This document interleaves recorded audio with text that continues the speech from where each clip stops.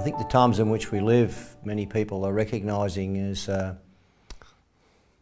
quite possibly a significant transition in human history as we move from one major historical era to another. And that throws up a whole lot of new challenges.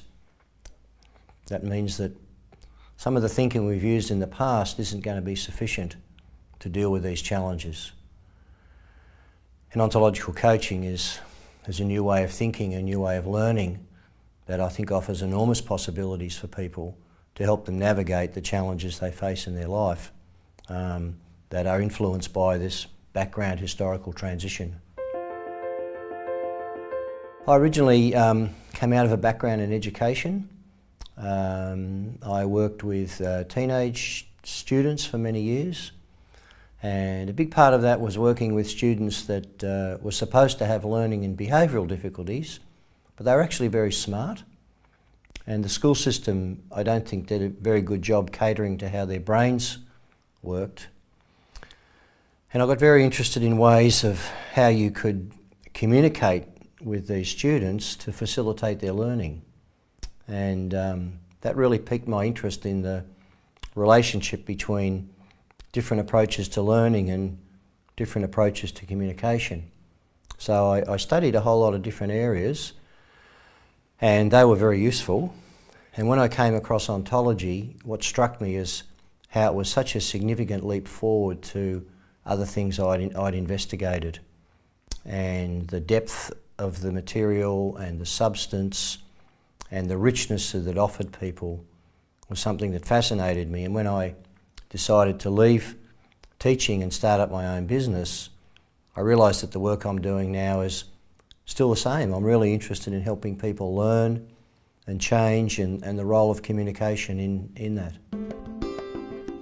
Ontological coaching is a particular approach to understanding what's at the heart of how people function and learn and change.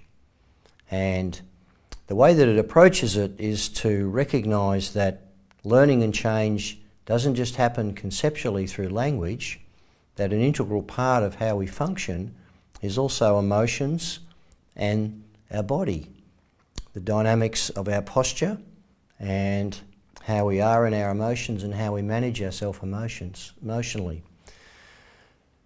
And these three areas of language, emotions and body excuse me, make up how we are as a person.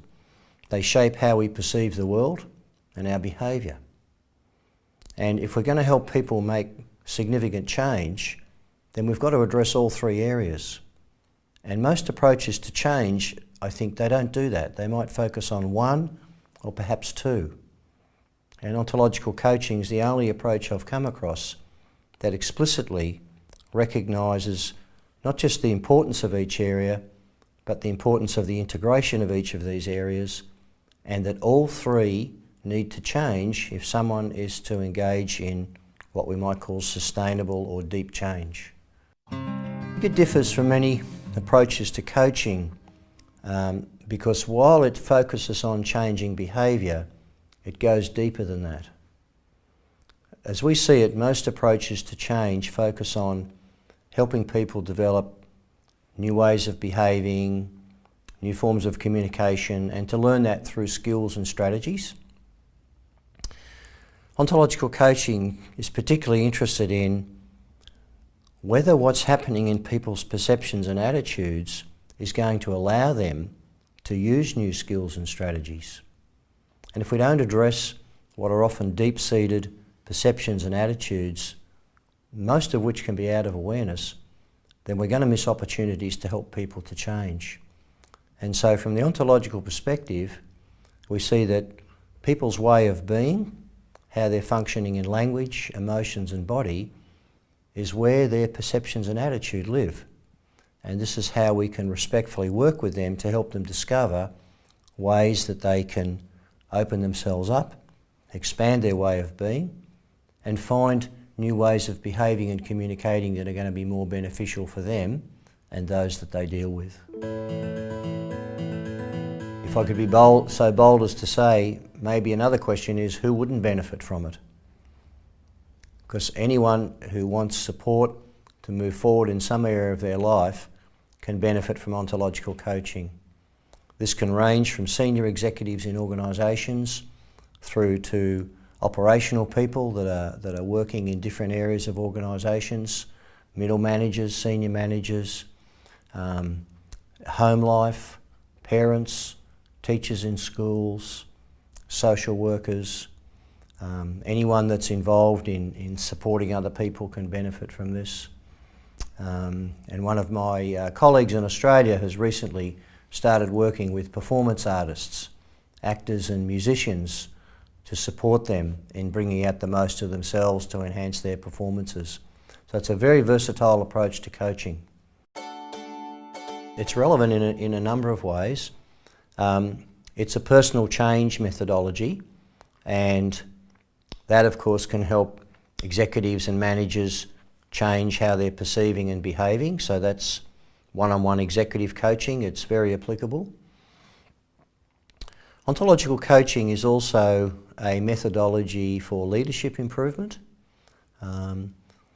because the only place that leaders can lead from is their way of being.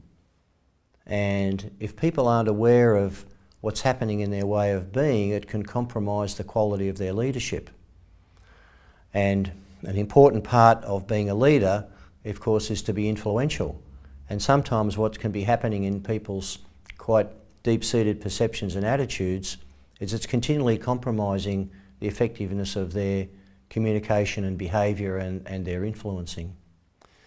And finally, ontology is a business improvement methodology in itself, because it takes a particular approach to looking at what is a core business process that most people are not aware of. And by not being aware of this core business process, people are missing out on significant opportunities to eliminate waste and improve efficiency and productivity in organisations. And the way ontology looks at how a business functions, it can only function through conversations and relationships between people. Often people might say, oh, people are our most valuable resource and the organisation runs through people.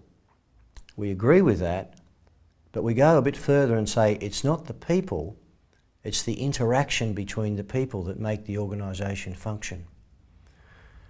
And how much attention do we pay to the quality of that interaction?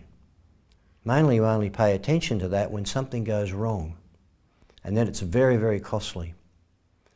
So the ontological approach gives people a very solid methodology for what to pay attention to in how they're conversing and relating and interacting with others, so they can self-monitor and self-adjust the quality of their conversations.